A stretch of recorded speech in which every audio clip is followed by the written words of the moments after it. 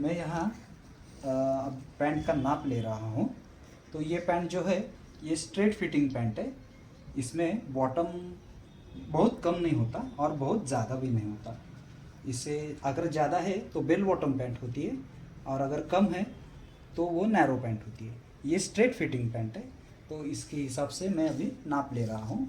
तो नाप लेते समय ये जहाँ पे फिटिंग रहती है, जहाँ वो बांधते हैं पैंट, वहीं से नाप लेना पड़ता है।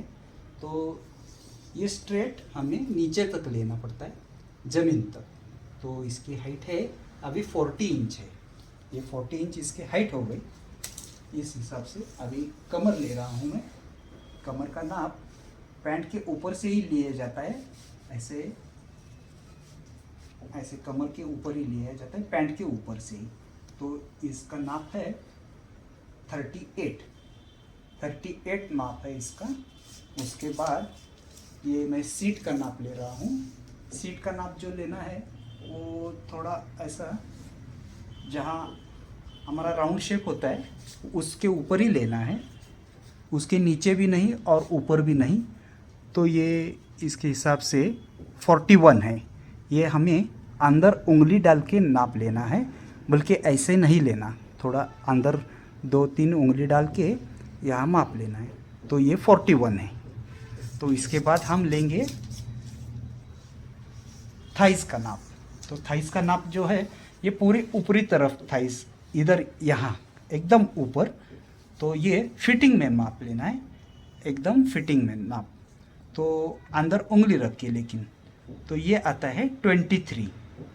अगर लूज चाहिए तो भी हमें 23 इतना ही लेना है। अगर लूज चाहिए बाद में हम कटिंग में बढ़ा सकते हैं। तो इनके इनके थाइस का नाप है उतना ही लेना है। तो टाइट भी मत लीजिए और पूरा लूज़ भी मत लीजिए। अगर लूज़ रखेंगे तो 24 के हिसाब से उनकी थाइस बढ़ जाएगी। तो उनकी थाइस का सिर्फ नाप लेना है और वो है 23। तो उसके बाद हम घुटने का नाप लेंगे। तो घुटने का नाप जो रहता है वो कितना, तो ऐसा ही उनका भी ये टाइप में लेना है। तो इनका घुटने का नाप है यहाँ 17। और बाद में बॉटम का नाप, बॉटम जो है ये इनका स्ट्रेट बॉटम है। तो ये जो स्ट्रेट बॉटम है इनका 14 इंच है। अगर ये 13 या 12 रहता तो पैंट नैरो हो जाती। तो इनका जो माप है वो 14 इंच है। तो ये सब हो गए हमारे पैंट का नाप।